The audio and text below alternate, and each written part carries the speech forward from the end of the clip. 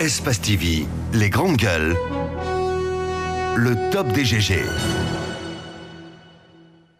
Madame Domani Doré, membre du comité central du RP Arc-en-Ciel, ancienne ministre. Bonjour Madame Keita. Bonjour. Merci de répondre à notre invitation. C'est toujours un plaisir. Pour commencer, pour commencer, on aurait pu commencer par Madame. C'est quand même pas ça. Non mais c'est quand même. S'il vous plaît, commencez par Monsieur Mafoudia. C'est quand même un plaisir. Pour parler comme Goulgoul. C'est quand même un plaisir dans ce studio. Je peux pas prononcer de nom moi. On y va maintenant là. Oui, allez. C'est quand même un plaisir pour la gente masculine de commencer par souhaiter bonne femme. Bonne fête. Bien. Le lapsus. Bonne fête aux femmes, aux deux femmes dans ce studio et à celles qui sont pas avec nous. Alors, Madame Domani, comment avez-vous vécu cette observation, cette célébration, pardon, je me perds un peu dans mon latin ce matin. Cette célébration du 8 mars du côté du palais.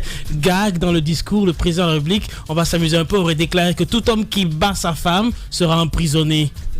Je précise, bastonne. Bastonne, voilà. C'est même pas battre, mais bastonne. Oui, ça c'est... Donc c'est un peu high level. Oui, pour vous dire que au moins vous faites allusion à une rhétorique assez intelligente qui est sortie de ce qu'on peut retenir du 8 mars. N'oubliez pas que le rôle d'un homme politique, c'est d'abord séduire et donner envie qu'on partage sa vision. Et donc la célébration du 8 mars, pour moi, je retiens justement l'une de ces affirmations du chef de l'État qui rappelait que toute personne qui bastonne sa femme serait appelée à répondre devant les juridictions. Il a dit carrément qu'elle sera emprisonnée. Il sera emprisonné. Et c'est pas normal. Excusez-moi. Mais c'est pas normal. Ce n'est pas lui la justice. Mais s'il vous plaît. Il n'a pas à dire que tout homme qui bastonnera. Il fait un plaidoyer comme nous le faisons chaque jour. Ouais. Un président de la République. Un chef de l'État, ouais. un chef d'État. Il aurait pu faire passer le message autrement. Autrement, ça c'est vous qui le dites. Ouais. Mais à mon sens, ce qui est plus important, c'est que le chef de l'État a dit des choses qui vraiment devaient venir des femmes. Et on est heureux de constater que le président partage cela. Les grandes gueules. On a vu des femmes passer à tabac, parce qu'on va parler de bastonner. Je crois que les seuls pratiquement qui ont des bâtons ici à la main, c'est les policiers. On les a vus passer des femmes à tabac ici dans la rue. On les a vus gazer des femmes. On les a vus battre des femmes. Si le chef de l'État, qui est le chef de l'exécutif, n'a pas pu faire prendre des mesures pour sanctionner ces policiers indélicats, mais si je vous rappelle... Moi, je ne comprends pas son discours. Où est la cohérence? Excusez-moi, je vous rappelle que c'est justement pour ça qu'il est obligé lui-même de prendre la parole là-dessus. Et vous voyez tout à l'heure, monsieur Diallo, qui disait... Il prend un peu trop souvent la parole. C'est tout à son honneur. Il n'agit pas. Est-ce que je peux poursuivre? Oui, allez-y. Merci. Donc, je disais... En substance, on doit recueillir ce qui est très important, sorti des différents messages que nous avons vécus lors de la célébration du 8 mars. Il y a justement que le chef de l'État est revenu sur cette extrême nécessité de protection des femmes face à tout ce que nous savons comme violence faite sur elles. Il a également parlé du fait qu'il entendait les plaintes, les pleurs de ces femmes. Et ça, j'ai aimé qu'un chef d'État, de surcroît un homme, puisse prendre la parole et ainsi s'exprimer en un 8 mars. À côté de ça, il a encore rappelé... Justement, légiférer là-dessus, c'est également le dénoncer et voir qu'on en fasse des priorités. Et si lui-même il l'exprime, c'est qu'au nombre de tout ce qu'il y a à légiférer, il en tient compte en termes de possibilités, de priorités. Et quand nous, dans ce studio, nous tenons compte des années que le chef de l'État a eu à gérer le pays, et puis il se prononce au bout de 8 ans, 9 ans de gestion, qu'il va prendre des mesures, ne pensez-vous pas que c'est paradoxal? Non, pas paradoxal, je dirais redondant, parce que c'est pas la première fois qu'il en parle. Mais justement, cette redondance va sans des actions. Ça, voilà. Je suis désolé, vous n'avez pas demandé là où vous devrez poser la question pour évaluer l'impact, excusez-moi, l'impact du processus judiciaire qui aujourd'hui est en branle en faveur de la protection de la femme guinéenne. Parlez un peu plus dans le micro, s'il vous plaît. Oui. Parce qu'on a du mal à vous entendre. C'est vrai? Parlez un peu plus dans le micro, un peu plus fort. Ce qui est encore paradoxal, c'est que Domani demande des preuves quand on sait que vous, personnellement, vous êtes très impliqué dans la lutte pour l'émancipation, les causes, vous connaissez les problèmes. Les Amazones. Est-ce que vous voulez dire...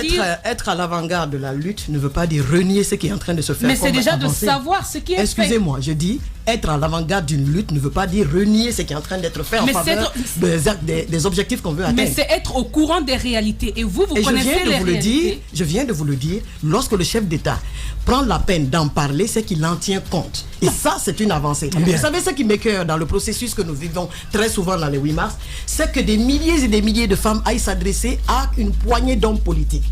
Ça veut dire qu'on est interpellé en amont, qu'il faut réussir à comprendre qu'on ne peut pas aller s'adresser à une poignée d'hommes politiques alors qu'on pourrait faire partie de ceux-là ou celles-là qui peuvent décider à la place de ces hommes. On va revenir. Je reviens sur ça. Pourquoi? Pour la simple raison qu'à un moment donné, les plaidoyers servent à quoi?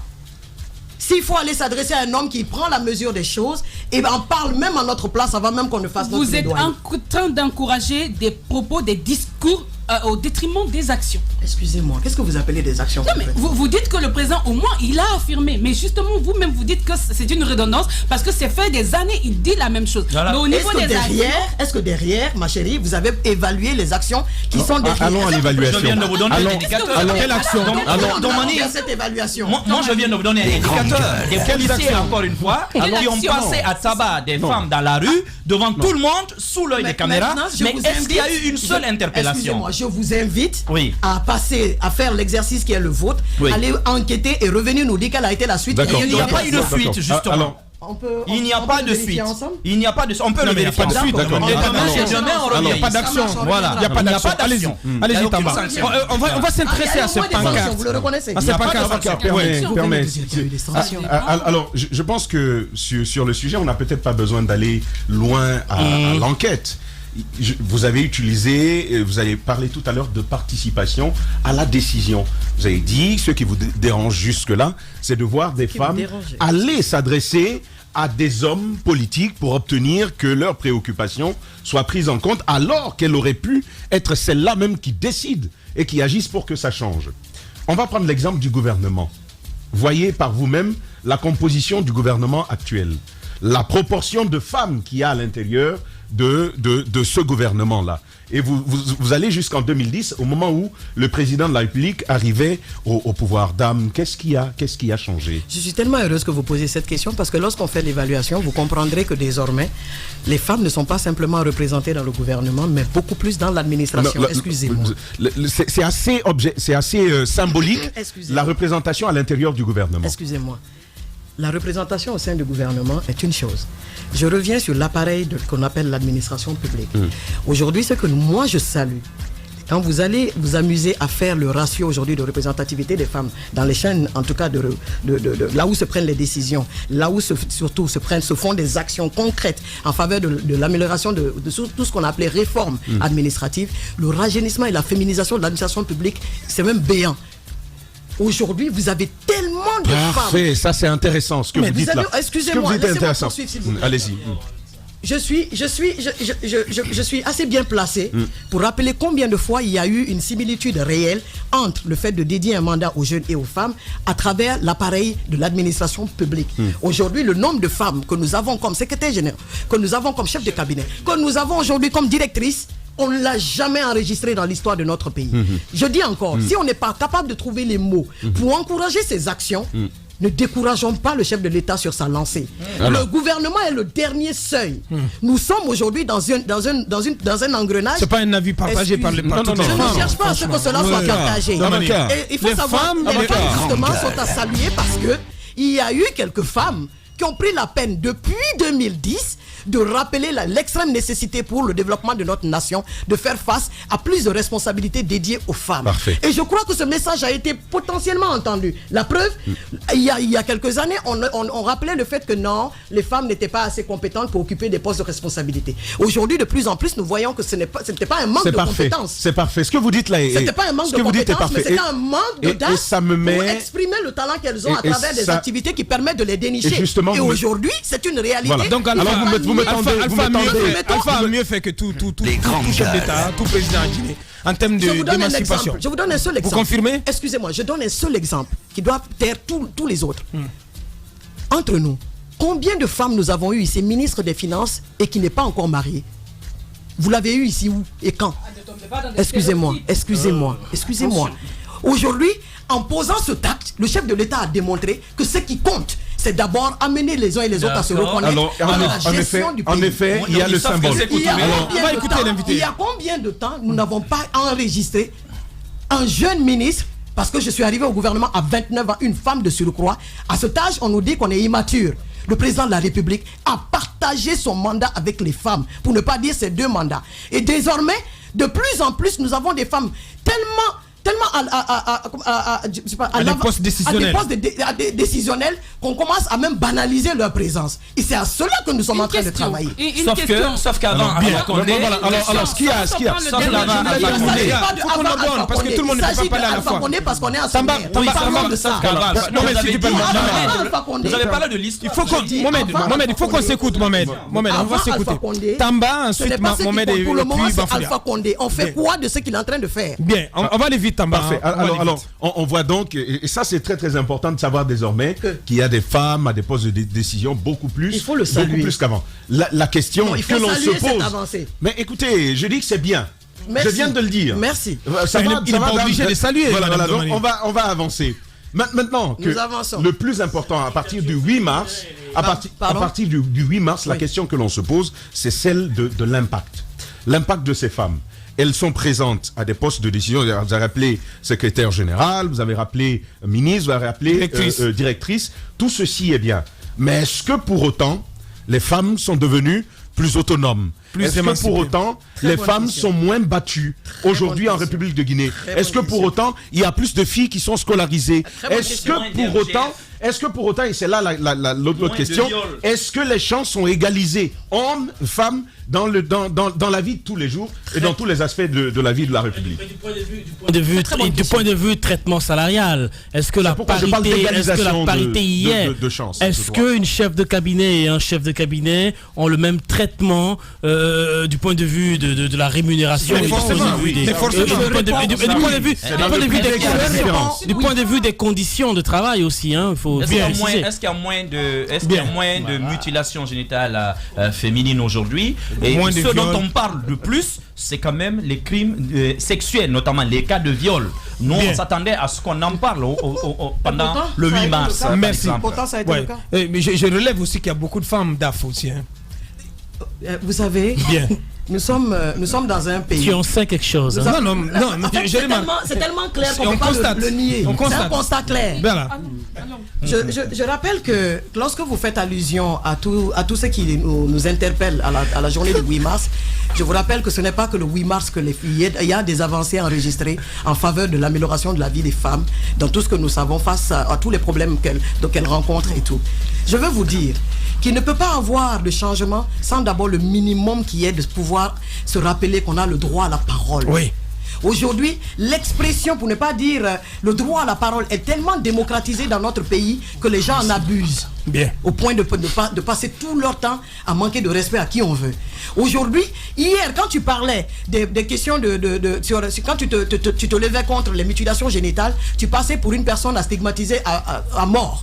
Aujourd'hui, tout le monde se lève contre cette réalité à travers les réseaux sociaux où on arrive à s'exprimer, où on arrive à décanter même des situations hier on ne pouvait pas. Mais ça, c'est pas le gouvernement. Excusez-moi, c'est le gouvernement. Les réseaux sociaux. Je vous explique. Expliquez-moi. Je vous explique.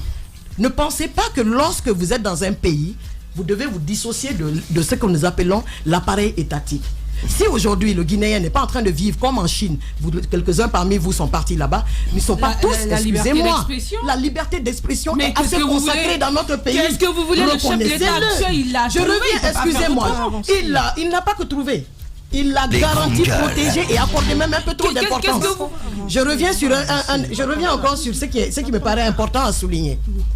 Si on ne peut même pas laisser la femme guinéenne s'exprimer par elle-même le 8 mars, donner son avis, ne serait-ce qu'un avis contraire au vôtre, sans se faire lyncher, insulter, rabaisser, à quoi vous vous attendez dans un pays pareil? Lorsque quelqu'un apprend à lire et à écrire et n'estime qu'il ne peut prendre la parole que lorsque c'est pour insulter celui qui donne un avis contraire à lui, alors là je suis sidéré. Je m'excuse, laissez-moi poursuivre sur ça. Vous parlez aujourd'hui, je suis là. Bien. Attendez, on va lui laisser un peu de temps quand même. Oui. Allez-y, madame Keita, allez-y. D'accord. On a toujours des questions. Je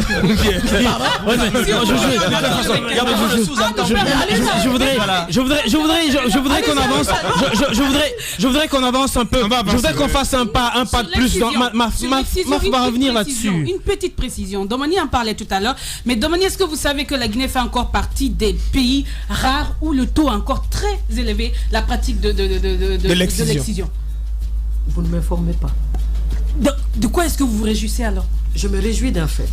C'est que désormais, nous avons de plus en plus une société civile Excusez-moi, la Guinée ne se résume pas au gouvernement. Oui, mais ça ne se résume pas aussi au discours. On a l'impression que vous voulez nous dire que lorsqu'on a la liberté de dire qu'on que je vous dise quelque chose. Acceptez que je dise quelque chose, pas l'impression. Lorsqu'on vous écoute, posez votre question, on va la laisser. On a l'impression, je le dis encore une fois, que lorsqu'on a la liberté de dénoncer, c'est quelque chose qui va. Alors qu'avec un chef de l'État, ce qu'on attend plus, ce sont des actions, mais on va l'écouter à présent. Bien, on va l'écouter à présent. Allez-y. Je vous donne un petit scénario. Lorsque des acteurs de la société civile, surtout des actrices que je salue d'ailleurs de passage, qui font beaucoup de choses dans ce sens, lorsque ces actrices vont sur le terrain, identifient une situation à dénoncer, vers quelle structure ces associations ou ces organisations vont pour garantir l'action qu'elles veulent mener sur le terrain? C'est d'abord les commissariats, c'est les gendarmeries. Et vous pensez que ceux-là sont là pour qui? Je vous donne un exemple. Et ceux-là, excusez-moi. Je vous donne un exemple. Non, on va aider Domani. Non, ne m'aidez pas. Je vous donne l'exemple de cette fille. Non, ne m'aidez pas. Non, Domani. Ne m'aidez pas. Je vous donne l'exemple de cette fille qui a été violée, qui a été envoyée au commissariat. Au contraire, au lieu d'être protégée, c'est une fille qui a été violée au commissariat. Donc, je veux vous dire par là qu'on n'a pas à mettre l'accent sur le travail d'abord des structures, des ONG, de la société civile. Mais ce qu'on demande, c'est un État fort. Un État qui est même plus fort que toutes ces structures qui peuvent déceler ou autre la dénonciation, d'accord, mais des actes, c'est ce qu'on demande dans Mani. Bien, allez-y, vous y répondez et puis on avance. Il faut qu'on avance quand même dans cette émission. La réponse à mes questions. Bien, allez-y. Prenez la peine de répondre quand même. Allez-y. Allez-y, s'il vous plaît. Alors non, quand même. Non, mais si vous voulez la peine de répondre à sa question. J'étais en train de le faire. Je rappelle encore, je disais que le scénario, il est très simple. Lorsque vous avez un cas de viol ou de mutilation génitale décelé, vous vous adressez à des structures comme les commissariats, comme les gendarmeries. Ce que je rappelais comme syndrome guinéen, c'est qu'on a pris l'habitude de partager que du négatif et passer l'éponge sur ce qui se fait de bien. Le nombre de fois où des interpellations ont eu lieu désormais en Guinée est énorme dans ces cas de figure. Le nombre de poursuites judiciaires qui s'engagent après des personnes qui se prêtent à ces actes ignobles sont désormais très élevés en termes de poursuites. Ce sont des choses qu'il faut saluer. Mais comme il est plus aisé de faire des critiques pour plaire justement à ces nombreuses femmes qui nous écoutent, sous prétexte que celle qui ne reconnaît pas ce qui n'est pas en train de se faire, c'est passer pour celui ou celle qui ne les accompagne pas, je m'excuse, on ne va pas continuer à faire du tintamarre alors qu'il n'y a pas d'action qui suivent derrière. Bien. Madame on ne cherche pas à rappeler que la Guinée est un pays où il y a des mutilations génitales, mais qu'il n'y a pas aussi des structures étatiques qui prennent soin de résoudre les questions de ce genre. Madame Keita Domani Doré, membre du comité central du RPG Arc-en-Ciel, ancienne ministre de la République, elle est notre invitée à ce lundi. On va faire un pas dans ce débat, Madame Domani Doré. Vous avez souhaité avoir la liberté, l'émancipation et tout le discours qu'il y a, le discours féminin et pluriel qu'il y a autour de tout ce qui est droit de la femme. Sauf qu'au 8 mars, au Palais du Peuple, apparemment, selon l'opinion publique, vous êtes allé brandir la mauvaise pancarte où vous avez dit oui à la Constitution, à la nouvelle Constitution. Est-ce que vous assumez en tant que femme? Je vous disais tantôt qu'il y a une chose que j'aimerais saluer, c'est le fait que les femmes guinéennes ont eu le courage qu'elles ont toujours exprimé à profiter d'une journée pareille pour parler de choses qui n'ont rien à voir avec le panier de la ménagère. Est-ce que selon vous, c'était pas le lieu, au contraire, d'interpeller les politiques sur le respect? Non, c'est pas qui êtes-vous. Est-ce que c'est pas le lieu? C'était pas le lieu? Puisqu'on sait qu'on est dans une... Je peux poser les questions. On laisse l'invité répondre, Roby, s'il vous plaît. Allez-y. Bien, on va laisser un peu de temps quand même, franchement. Allez-y. Pour être en phase avec ceux qui maîtrisent les questions. Faut pas trop laisser de temps aux femmes. À ma connaissance, quelle est la loi? T'es pas un dictateur là quand même. Je ne l'écoute pas. Macho. Elles en font toujours un peu de trop, hein, tu sais. Bien, allez-y, madame. Je disais que où il est écrit que les femmes doivent se soumettre à un environnement, un lieu précis ou un moment pour prendre la parole et sur n'importe quel sujet qu'il lui estime nécessaire. Vous avez rappelé le fait que des femmes ont brandi des pancartes où c'était écrit oui à une nouvelle constitution. Heureusement que c'était le cas et non oui à un panier de la ménagère très garni pour une fois. Vous avez rappelé le fait, excusez-moi, s'il vous plaît. Vous avez rappelé le fait qu'il y a des femmes qui ont brandi des pancartes pour dire oui à une nouvelle constitution. Oui, il y a également eu des femmes. Oui, à la nouvelle constitution. Oui. Il y a également. À la nouvelle constitution. Je dis, il y a également des femmes qui ont brandi des pancartes où elles ont écrit non au troisième mandat. Effectivement. Il faut en faire cas. Vous savez ce que je salue dans tout ça? qu'elles soient pour une nouvelle constitution ou contre un troisième mandat, en attendant, les femmes s'expriment sur un sujet qui les interpelle. Et habituellement, ce n'est pas le cas. Si on n'est pas capable de nous laisser le soin, excusez-moi madame, si nous ne sommes pas capables de nous accorder le minimum de droits aussi inaliénables que ce que nous appelons prendre la parole sur un sujet qui nous intéresse, en quoi l'intérêt d'avoir une journée de 8 mars? Simple question pour vous. Ensuite, je reviens sur ce qui m'intéresse davantage. Pour une nouvelle constitution ou pour un troisième mandat, qu'importe, je crois que nous sommes dans un État qui a déjà géré tout ça à travers ce que nous appelons un référendum. Nous nous adressons à un peuple qui a la carte d'identité de légitimité de parler au nom du peuple. Qui est ce citoyen qui peut nous dénier le fait de donner notre avis ou une opinion? Qui est ce citoyen qui peut nous refuser que l'on parle ou qu'on donne notre avis sur une question aussi fondamentale liée à l'avenir de nos enfants? Mais pourquoi maintenant quand même, Domani? Dans un contexte de suspicion. On ne peut pas en parler maintenant. Oui, mais dans un contexte de suspicion dans lequel... C'est pas ce qui m'intéresse c'est pas ce qui m'intéresse. Ce qui m'intéresse aujourd'hui, c'est qu'on soit capable de se rendre compte que la femme guinéenne ont tout autant le droit, qu'importe leur milieu, qu'importe leur statut, de s'exprimer en ce 8 mars là où cela leur semble bon, ou sur le sujet qui les intéresse. Justement, est-ce que vous le savez, sur tout le territoire national, pour ne pas dire dans le monde entier, les femmes guinéennes, chacune en ce qui la concerne, a consacré cette journée à ce qu'elle estimait être ce qui l'interpelle.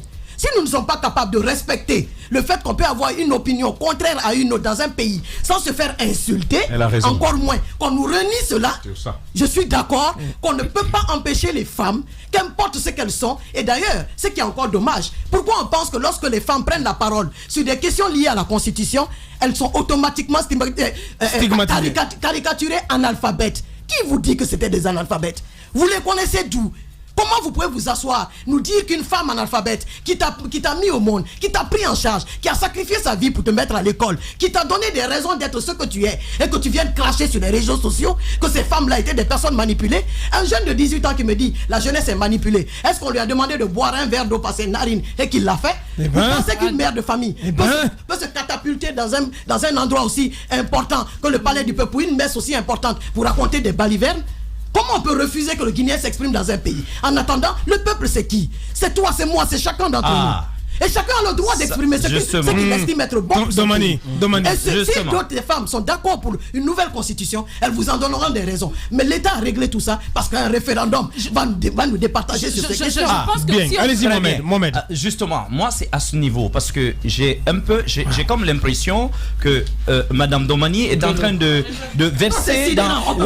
Non, est-ce que je peux en placer un maintenant?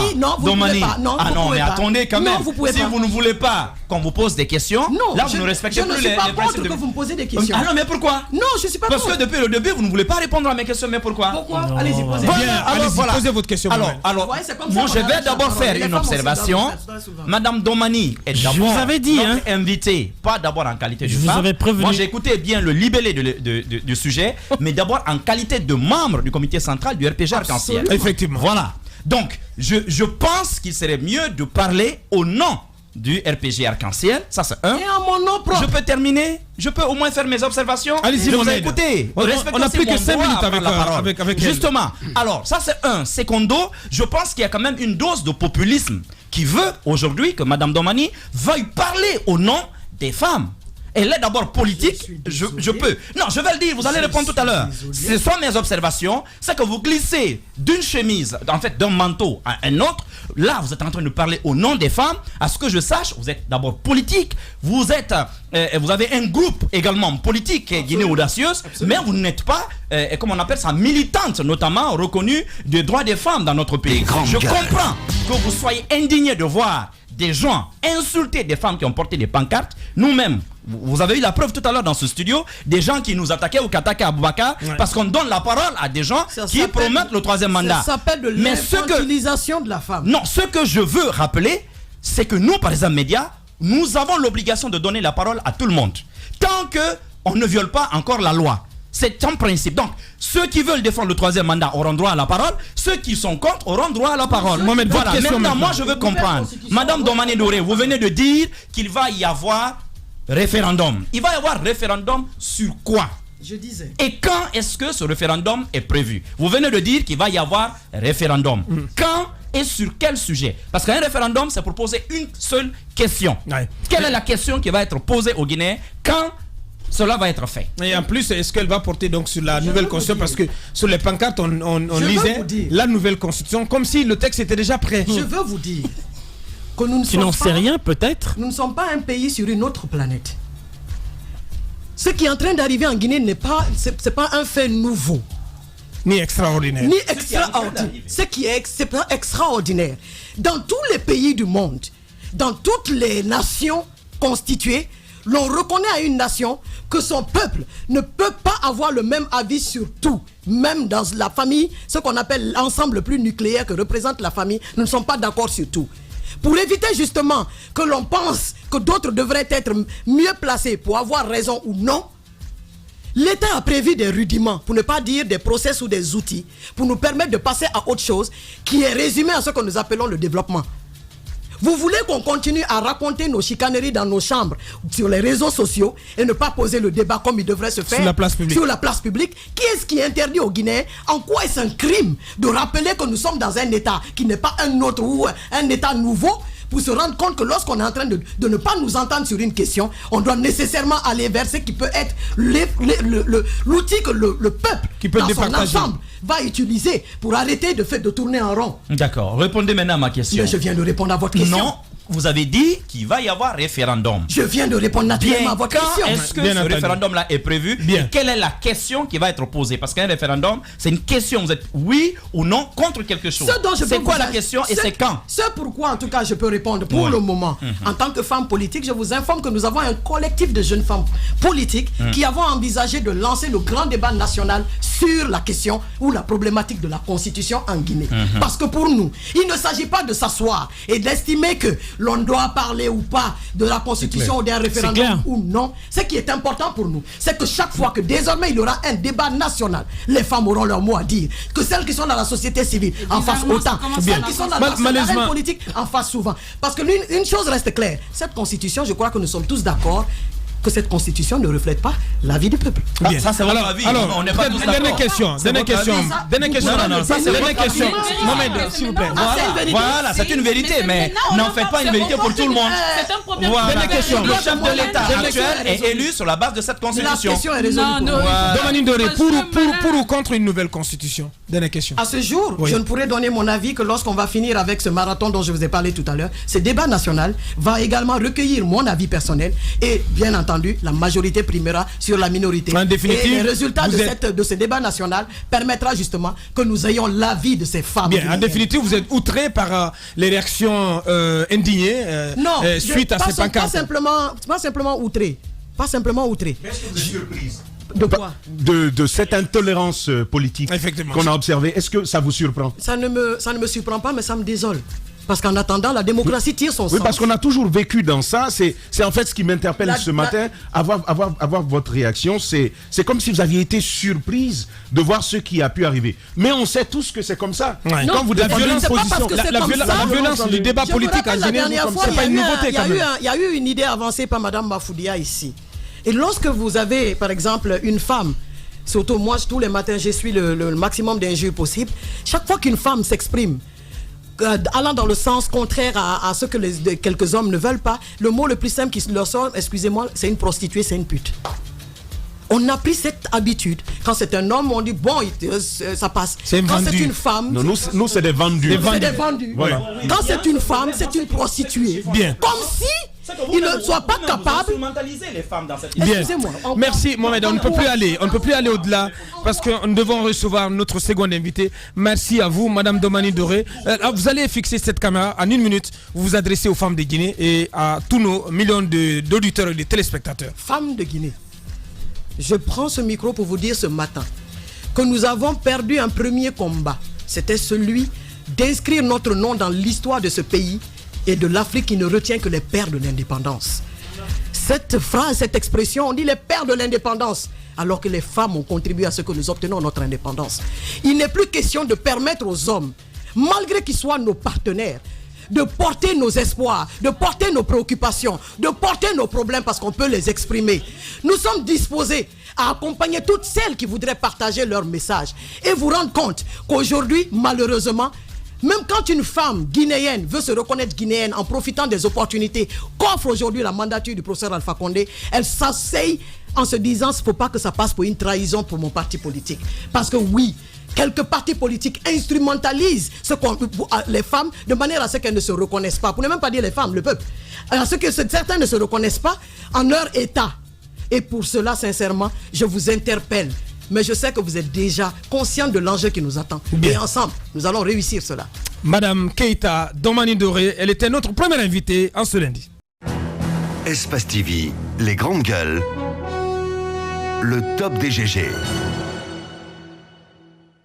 Notre invité est avec nous dans ce studio. Bonjour Madame Nadia Naman. Bonjour Monsieur Diallo. Bienvenue. Merci. Le plaisir de vous accueillir dans cette émission. Allez-y. Alors Madame Nadia, vous avez certainement écouté votre prédécesseur, Madame Domani Doré, qui semblait dire que le débat, ou qui dit clairement que le débat politique est pluriel, et que les femmes au Palais du Peuple qui ont brandi la pancarte pour la nouvelle constitution sont dans leur rôle.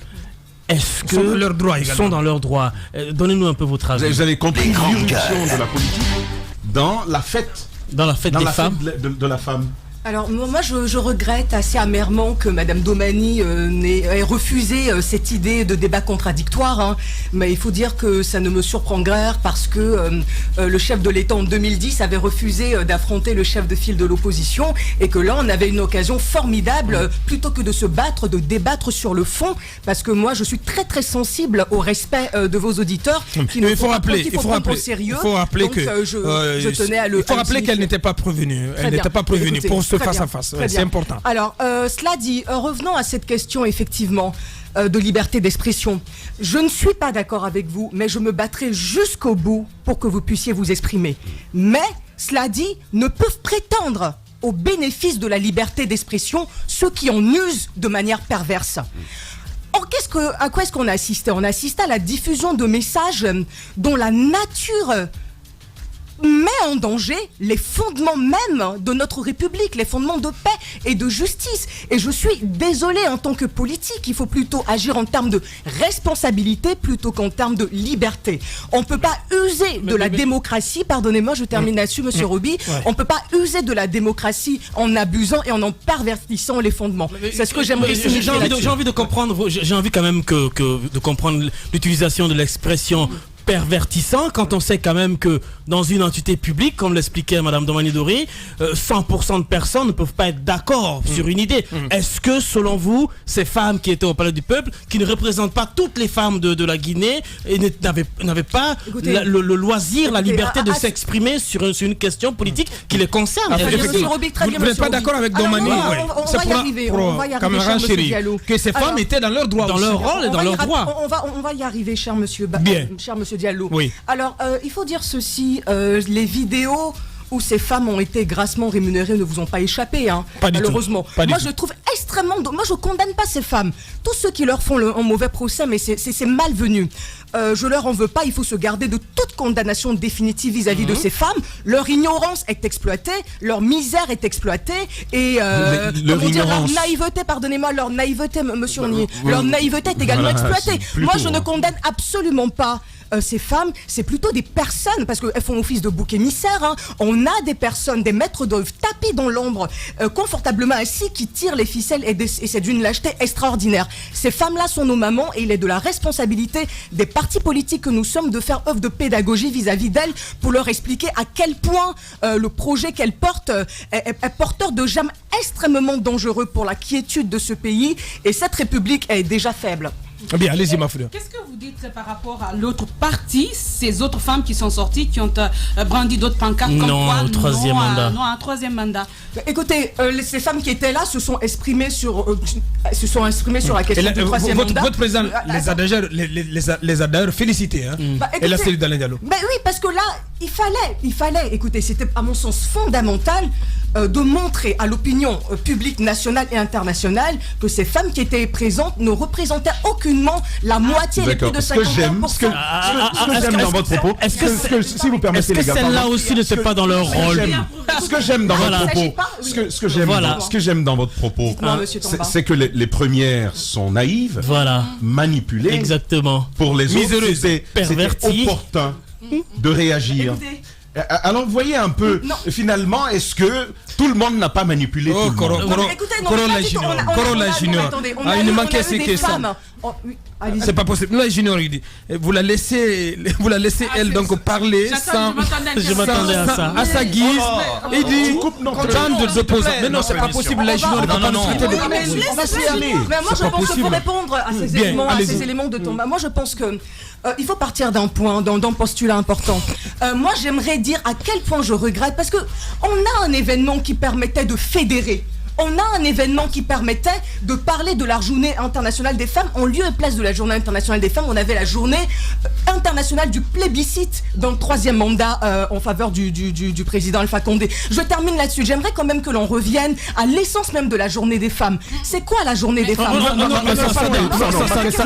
Ça dépend du contexte. À cause du temps, on a que 5 minutes là. Ça dépend du contexte et du pays. Peut-être même moins. Oui, c'est cela. Alors moi, ma préoccupation, elle est simple. On a 6 minutes. Ah d'accord, vous dites des premières, hein, vous le dites vous-même, vous dites des premières qu'elles sont manipulées, qu'elles sont naïves. Au départ même, vous parlez d'ignorance, c'était des ignorantes. Mais ensuite, les autres, vous trouvez que leur réaction, c'était plutôt opportun et salvateur de notre pays. Moi, c'est ma réaction. J'ai envie de savoir, est-ce que vous aussi, vous n'avez pas fait comme les autres, c'est-à-dire manipuler tout le monde? Et la question simple que j'ai à poser après votre réaction, c'est de savoir, est-ce que oui ou non, on a le droit de demander un référendum sur la Constitution? Alors moi je pense déjà qu'il y a un point de départ. Le point de départ, c'est qu'on a affaire à des femmes. Parce que quel est le point de départ de tout ça? Quel est le point de déclenchement de tout ça? Des femmes qui sortent et qui mettent en danger la République pour quelques miettes, des femmes dont on exploite la misère matérielle. Et ça, c'est inadmissible. Même si elles ont le droit. Mais écoutez, non, demander un référendum. Non, attendez, je vais revenir au référendum, s'il vous plaît. Pour moi, c'est fondamental de revenir au référendum. Je pense qu'il y a un ensemble de questions à poser et un ensemble de questions très très importants. Alors déjà, il est très très important de souligner que ces experts juridiques qui sont tapis dans l'ombre et qui, moi je les appellerais même des couturiers juridiques, dont l'expertise est sollicitée pour pouvoir contourner les pratiques constitutionnelles. C'est très intéressant pour les observateurs que nous sommes de juger qu'ils ont renoncé à la révision. Sur les pancartes, on voyait là, au projet de nouvelle constitution, ils se sont dit, bon, la lecture combinée des articles 27 sur la limitation du mandat à 2 mandats et l'article 154 qui pose le principe d'irrévisabilité, on n'y touche pas, donc ils vont vers une nouvelle constitution. Alors moi je pense qu'il faut se poser des questions de l'égalité, des questions de légitimité, des questions d'opportunité. Commençons par des questions d'opportunité, s'il vous plaît. Quelle est la finalité poursuivie par ce projet de nouvelle constitution? Alors, quel est l'intérêt? Est-ce que ce projet de constitution va dans le sens de l'intérêt supérieur de la nation? Est-ce qu'il y a des dispositions constitutionnelles dans ce projet de constitution qui sont telles qu'il faille absolument les en éliminer? Et il y a pas mal de débats là-dessus. Une urgence vitale. Et quelle est l'opportunité d'un tel projet sur les conditions de vie des Guinéens aujourd'hui? Et surtout, pardonnez-moi, c'est surtout les questions de timing, l'opportunité d'un tel monde, l'opportunité d'un tel timing. Si on considère, si l'on admet que cette constitution est illégitime, alors il faut à ce moment-là admettre que le chef de l'exécutif est illégitime, le gouvernement est illégitime, tous les appareils de l'État sont illégitimes, toutes les sources du pouvoir qui procèdent de la constitution sont illégitimes. Donc là, c'est absolument pas possible. On a à faire, sur la légalité. Et donc, dans ce cas, vous mettez tous les politiques dans le même panier. Alors, sur les éléments de l'égalité, pardonnez-moi, laissez-moi terminer. Alors, sur les éléments de l'égalité, il est important de noter, de faire appel à 2 instruments internationaux, régionaux, 2 instruments africains qui garantissent le principe de l'alternance du pouvoir. Parce que l'alternance du pouvoir, c'est la respiration de la démocratie. Je vous fais noter qu'à l'époque, en 2003, on avait le FRAD, le Front républicain pour l'alternance démocratique. Et en tête de peloton de cette plateforme, de cette coalition, on avait le RPG Arc-en-Ciel qui se battait corps et âme. Le RPG à l'époque. Le RPG, absolument, qui se battait corps et âme pour la survenance d'une démocratie, pour l'état de droit et parce que l'alternance se fasse. Donc c'est moins la volonté de la légalité, de la légitimité, que de la volonté de se maintenir au pouvoir ad vitam aeternam. Et je terminerai en évoquant deux instruments régionaux très importants, si vous le permettez, assez vite. La charte africaine. Mais je voudrais que vous souligniez également la souveraineté des nations, des États face à toutes ces conventions. Parce que c'est important. Conventions qu'elles ont signées et ratifiées. Oui, même si on a signé et ratifié. Signé et ratifié. Oui, Mara, il y a la souveraineté. Bien. Merci beaucoup pour la formidable perche que vous me tendez. Parlons de souveraineté. Parce que qu'est-ce qui se passe maintenant? On remarque que l'ère des manipulations inélégantes des constitutions est révolue. Maintenant, on est plutôt soucieux d'un vernis de l'égalité. Alors quand c'est comme ça, qu'est-ce qu'on fait? On se cache derrière le peuple. Cette entité abstraite dont on ne sait même pas la définition. Ah, il faut terminer les chantiers qu'on a commencés. Ah, c'est pas nous, c'est le peuple qui le demande. Mais attention à la manipulation et à la confiscation de la volonté. Madame Nadia. Non, mais attendez, c'est fondamental que je finisse sur la question de la souveraineté. Parce qu'en démocratie... Non, mais je termine. Il reste pas beaucoup de temps. Pardonnez-moi, en démocratie, non mais Monsieur Roby, c'est fondamental et je me tairai, promis. Voilà. En démocratie, la souveraineté... Il reste pas beaucoup de temps. Pardonnez-moi. En démocratie, la souveraineté appartient au peuple. Mais force est de constater que ce peuple n'est pas en mesure, très malheureusement, d'exercer en toute liberté cette souveraineté parce que les élections ne sont ni claires, ni transparentes, ni sincères et que le jeu démocratique est biaisé par la fraude, par la corruption et par les irrégularités électorales. Alors permettez-moi de poser très rapidement deux petites questions. Il ne reste plus qu'une minute. Mais très rapidement, vous parliez de l'opportunité du timing, etc. Est-ce que cela empêche une partie de la population qui se sent dans le rôle de poser le débat clairement, puisqu'on a longtemps parlé de ce débat de troisième mandat, de révision de la Constitution, et les gens pensaient que c'était un débat qui n'était pas opportun. Est-ce qu'aujourd'hui, vu les nécessités que vous-même vous relevez, est-ce qu'il n'est pas important de poser clairement, publiquement ce débat afin que le problème soit résolu? Ça, c'est la première question. Deuxième question, est-ce que si les politiques parlent aujourd'hui de révision de la Constitution, vous parlez de la solidité des constitutions en faisant allusion à d'autres États, est-ce que finalement la nôtre n'a pas une brèche, n'a pas une faille qu'il faille corriger globalement? Alors, commençons. Moi, je pense pour clore définitivement ce débat de toucher à la Constitution. Très bien. Écoutez, il est important de rappeler le contexte de la naissance de cette Constitution. En 2010, on a les accords de Ouagadougou. On a le président de la République par intérim. On met en place une Constitution par ordonnance. Et là, on met en place le Conseil national de transition, le CNT. Et par ordonnance, le CNT se voit conférer la fonction d'un organe délibérant qui a le même rôle qu'une assemblée législative. Parce qu'une Constitution peut naître de diverses manières, soit à la suite d'une rupture démocratique suite à un coup d'État, soit elle peut être mise en place par une assemblée constituante, soit par le Parlement. Donc le CNT faisait office de Parlement, d'organe délibérant. Alors maintenant, pour revenir à votre première question, écoutez, c'est très très pervers sur un sujet comme ça. Liberté d'expression, oui, mais regardons un peu le tissu social de ce pays. Ce monsieur, il a fait 2 mandats.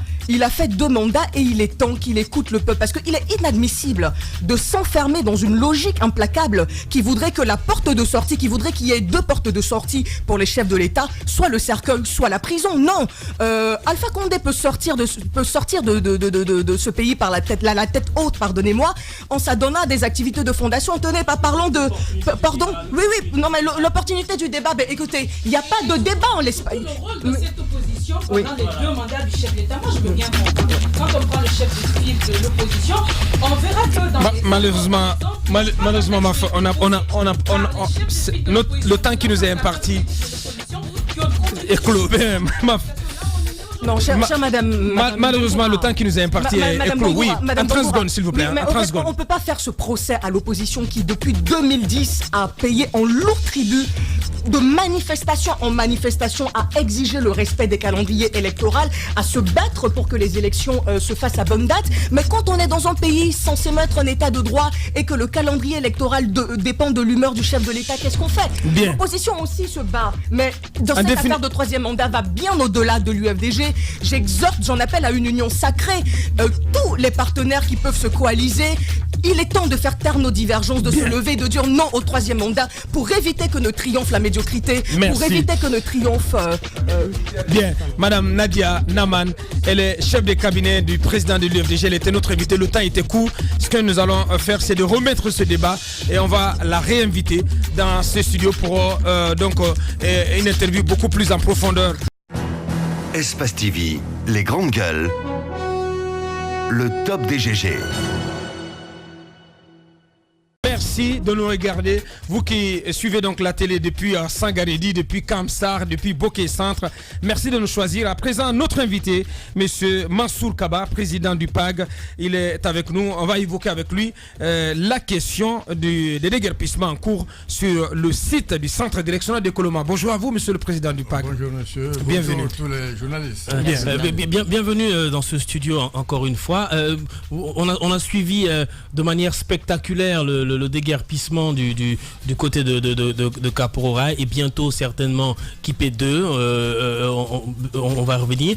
Aujourd'hui, vous, quel regard portez-vous sur ce déguerpissement? Certains parlent de manque d'humanisme, certains parlent de non-respect des procédures de déguerpissement qui devaient respecter un certain nombre de principes, c'est-à-dire le dédommagement de ceux qui doivent être déguerpés et le recasement des familles qui sont délogées pour des faits de responsabilité de l'État. Quel regard portez-vous sur cette actualité brûlante? Merci beaucoup tous les amis pour m'avoir demandé d'intervenir sur ce problème. C'est un problème extrêmement important et je voudrais dire d'abord que avant de situer les responsabilités ici, j'ai vécu ailleurs. J'ai vécu des expériences similaires ailleurs. En Côte d'Ivoire, c'est nous qui avons créé le quartier de Port-Boué en face du camp militaire français. Et lors de la création de ce camp, on avait déjà commencé à faire Yopougon, qui est maintenant la plus grande commune de Côte d'Ivoire.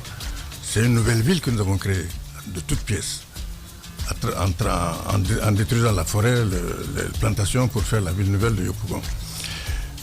Et je viens un jour à Port-Boué avec les bulldozers pour démolir c'était vraiment des baraques qui étaient au bord de la mer là-bas. Et l'un des habitants, le premier habitant qu'on avait en face, est sorti avec son fusil. Il m'a pointé le fusil sous le nez. Il me dit, bon, monsieur, je ne vous connais pas, mais si votre bulldozer touche à ma maison, vous êtes un homme mort. Et j'ai compris qu'il voulait se défendre. Les grandes gueules. Alors j'ai dit au chauffeur d'arrêter, naturellement. Nous sommes retournés au siège. J'ai vu mon patron, M. Bédachi Bernard. On a vu le patron de la SOGEFIA, M. Konambledou. Nous avons vu le ministre de tous les ministres concernés, quoi, et la gendarmerie. Nous avons fait une réunion, on dit quelle solution faut-il trouver à Yopougon, à Port-Boué. Comme on avait déjà fait une bonne partie de 180 hectares à Yopougon. Non, 180 hectares qu'on avait aménagés. Oui. Alors donc qu'est-ce qu'on a fait? Nous avons fait l'inventaire des habitations qui sont sur ce terrain-là, habitat spontané, donc nous avons fait l'inventaire et nous avons attribué à chaque famille selon les surfaces occupées à Yopougon, à Port-Boué. Nous avons créé Port-Boué 2 pour qu'ils se sentent encore à Port-Boué. C'est comme si vous preniez les gens de Kaporo, vous les envoyez à Kobaya et vous appelez là-bas Kapororaï 2. Alors donc, nous avons créé Port-Boué 2 à Yopougon. Aux frais de l'État? Naturellement, aux frais de l'État. Le domaine, quelle était la nature juridique de ce domaine que les habitants occupaient? Est-ce que c'était une réserve de l'État? En Afrique, la nature juridique d'occupation de ces terrains, on ne peut pas se baser sur cela pour prendre des actes. L'aspect humain était au centre de l'opération. L'aspect humain est une chose, l'aspect économique en est une autre, l'aspect social. Il y a tellement d'aspects à considérer qu'on ne peut pas se baser sur le seul fait que les gens sont venus s'installer sauvagement sur ce terrain. Donc l'État a manqué de pédagogie. L'État a manqué de tact, de pédagogie et de savoir-faire. Tact, pédagogie, savoir-faire. Alors, donc, et c'est ce que j'appelle la compétence. Vous avez été ministre. C'est ce que j'appelle la compétence. Oui. Vous comprenez? Et lorsque nous avons attribué à ces populations les terrains à Port-Boué 2, tout le monde a déménagé, nous avons démoli les maisons, il n'y a pas de problème. aucune perte en vie humaine, aucun accident, tout s'est passé normalement. Alpha Condé et son gouvernement devraient procéder autant de cette façon. Peut-être pour aller plus loin sur ce que vous dites, sur l'exemple que vous prenez, vous dites avoir attribué un autre domaine à ces occupants-là. Absolument. Et est-ce qu'il y a eu d'autres mesures, en plus du domaine, est-ce qu'il y a eu d'autres mesures comme de l'argent pour permettre aux gens de se réinstaller? Quelles sont les mesures qui ont accompagné cela, s'il en est? Non, c'est-à-dire qu'on prend la surface occupée par l'occupant à Port-Boué. Selon la surface occupée, on lui donnait une parcelle. Même l'open terre. On lui donnait une parcelle. Les gens vendaient quelques-unes de ces parcelles pour construire leur maison. Ah, d'accord. Okay. Vous comprenez? C'est comme ça. On fait un inventaire. On ne peut pas aller comme ça avec un bulldozer, entrer dans les biens des gens. Vous savez, c'est que la terre que vous avez donnée. Une maison ne se construit pas en 1 an, en 5 ans, en 10 ans. Voilà, donc il n'y a pas eu de mesure, il n'y a pas eu d'argent donné aux gens. C'est que la terre. Pas donné d'argent. Nous avons donné la terre, mais la terre qui avait de la valeur. Parce que la terre, nous les avons envoyés quelque part où on avait déjà fait la voirie. C'était viabilisé. La voirie était bitumée. Il y avait l'eau. Il y avait l'électricité, il y avait l'assainissement, il y avait l'électrique. Mais M. Kaba, donc il y avait les rudiments. Quand on fait le parallèle avec le centre directionnel de Coloma, c'est quoi votre analyse? Non, c'est quoi les similarités? Mon analyse, c'est que ce que je dis, c'est que dans ce gouvernement, ce que je constate, c'est que la main droite ne fait pas ce que la main gauche fait. Parce qu'il y a quelques semaines, nous avons tous entendu parler de 10 000 ou 20 000 logements que le gouvernement doit construire quelque part en haute banlieue ici. Des grandes gueules. Vrai ou faux? Keïtaya, je crois. Bon, alors... Mais au-delà... Attendez, il faut que... On fait un recensement, on ne travaille pas en l'air comme ça.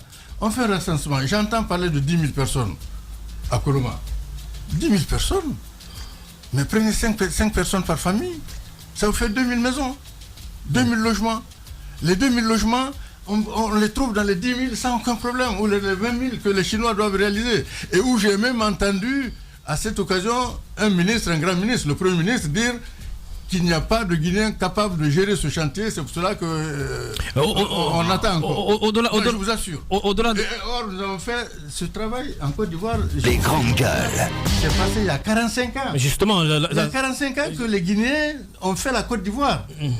Nous sommes 4, 5 Guinéens à avoir fait ces grands projets en Côte d'Ivoire. Et ce sont maintenant les formés de nous qui nous apprennent aussi le métier de l'urbanisme de l'habitat. Les Guinéens vont maintenant apprendre à faire les travaux là, au grand projet à Abidjan. J'en reviens à ce qui m'amène droit à cette question. Vous parlez de 45 ans. Certes, les conditions à 45 ans et les conditions maintenant ne sont pas les mêmes. Aujourd'hui, c'est encore plus facile. Au lieu de parler de 10 000 logements à Keïtaya, mais certains disent que l'État aurait pu, du côté de Kouria, où il y a encore beaucoup d'espace, ou de Dubreka ou Mafreya, l'État aurait pu en urgence bâtir des maisons, ce qu'on appelle des maisons préfabriquées, parce qu'aujourd'hui, il est clair qu'avec 10 000 $, vous avez une maison toute faite, sortie de terre en moins de 3 mois. D'autres pensent que l'État aurait pu engager ces travaux-là avant de procéder au déguerpissement, y recaser les familles qui sont déguerpies, ça aurait donné beaucoup plus d'humanisme à l'action. Qu'en pensez-vous? Je suis du métier, je ne suis pas pour cette solution. Vous avez un projet qui existe. Je crois qu'on a même posé la première pierre de ce projet. Mais comment est-ce qu'on peut aller chercher encore d'autres logements ailleurs? Mais demandez à ces entreprises-là de faire les 3 premiers 1000 logements. Et on a besoin de 2000 logements pour les gens de Caprorail. Donc, votre propos est de dire ce matin qu'on aurait dû procéder autrement. Il fallait créer les conditions de recasement avant de procéder à ce déguerpissement. Avant de démolir. Ouais. Alors, moi, j'ai fait le tour du chantier, j'ai fait le tour du terrain. Mais c'est triste. D'accord. Vous avez les bulldozers qui sont en train de démolir alors que les gens sont assis là. On nous apprend même que, je vais vous donner cette information que actuellement, en ce moment même, plus de 15 pick-up de gendarmerie, donc à bord des gendarmes, des bulldozers, sont actuellement positionnés à Kipé 2, donc et que les démolitions des maisons auraient déjà commencé. Des États-Unis d'Amérique. Pas commencé, c'est en cours. Moi je suis allé, j'ai regardé, j'ai vu. Derrière l'ambassade des États-Unis. Qui était deux? C'est incroyable. Ouais. Alors sur le cas Kapoor-Rai, il y a ce qu'on pourrait appeler des primo-occupants qui sont venus avant le décret de 89. Et ceux qui sont venus après, on nous apprend même qu'il y avait certains qui avaient été délogés à partir de 97-98, qui sont revenus par la suite. Est-ce que votre solution devrait s'appliquer à tout le monde, sans exception, liée à la période d'occupation, sans aucune exception? Non, on peut pas poser le problème comme ça. C'est le problème mal posé parce que il faut faire un recensement d'abord. Un recensement pour savoir qui est là depuis combien de temps et voir les problèmes de... Parce que vous savez, en Afrique les documents, aussi, analyser les documents. Oui, en Afrique aussi, on peut dédommager les gens aujourd'hui. Ceux-ci s'en vont, mais d'autres viennent s'installer encore sur le même terrain. Donc, j'étais ministre de la Construction, de l'Urbanisme et de l'Habitat. C'est moi qui ai déterré ce projet. Ce projet, vous avez cité les dates. Là. Le projet a été fait bien avant la transition. Au moins 5 ans avant nous. Le bureau d'études cubain qui a fait les études a fini ses études, a rendu les documents, a été payé et est parti à Cuba. Lorsque moi je suis arrivé dans ce ministère, j'ai trouvé... En quelle année? En 2010. La transition de 2010. 2009, 2010. 2010. Bien, 2010, oui. Sékou Konaté.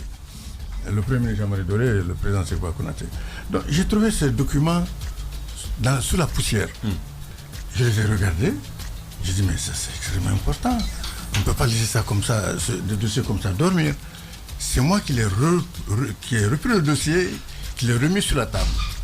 J'ai créé des commissions de travail. À l'époque, j'ai dit au ministère, ce ministère devient le bureau d'études de l'État guinéen. Alors tout ce que l'État veut faire, c'est ici, en tout cas en matière d'urbanisme et d'habitat, c'est à notre niveau que ça se fait. Et nous avons créé des commissions de travail. Et il y a une commission de travail qui a travaillé pendant toute l'année où on a été dans la transition sur ce dossier. Alors donc, tout était déjà préparé. Mais comme la transition n'a pas duré, nous sommes restés 11 mois dans le gouvernement. Après, le gouvernement du président... Sékou Konaté. Non, Alpha Condé. Oui. A pris le pouvoir, Alpha Condé a pris le pouvoir, et le dossier a été remis encore sous la poussière. Bien. Alors peut-être vos conclusions sur Kapoor et sur Koloma. Certainement avec des pistes de solutions. En l'état actuel de la situation, c'est vrai que tout le monde y va de son constat et de son diagnostic. Aujourd'hui, en l'état actuel de la situation, qu'est-ce qu'on peut faire pour remédier à toute la frustration, à toute la désolation que subissent les familles de Kapoor? Le problème est simple, parce que c'est un problème social, mais qui a des aspects aujourd'hui politiques extrêmement importants. Et donc, il y a des détails dans lesquels on ne devrait pas entrer dès lors qu'on sait qu'il s'agit de 10 000 personnes. L'État guinéen loger 10 000 personnes, c'est pas la mer à boire. Mais ce qui est grave, c'est que nous sommes dans un État qui n'a jamais réalisé un programme de 1000 logements. 1000 logements. Nous faisons presque 10 000 logements par an en Côte d'Ivoire, il y a 40 ans. Vous comprenez? Donc, pour la Guinée, c'est extrêmement important, c'est grave. Donc, pour Kapoor-Rai, en prenant 5 personnes par famille, 10 000 familles, on a 2000 logements à construire. Les 2000 logements sont déjà prévus par dizaines dans un programme que les Chinois doivent réaliser. Et le gouvernement sait, il a un projet. Que le gouvernement se rabatte sur ce projet, construire ces logements et faire déménager les gens là-bas. Mais quand on commence par la démolition, c'est-à-dire qu'on commence par la fin. Bien, donc en gros, vous condamnez ce qui se passe. Oui, ça c'est évident. Je condamne. Monsieur Mansour Kaba, président du parti PAG, il était notre invité en ce mardi. Merci Monsieur Kaba, merci d'avoir répondu à nos questions. Espace TV, les grandes gueules, le top des GG.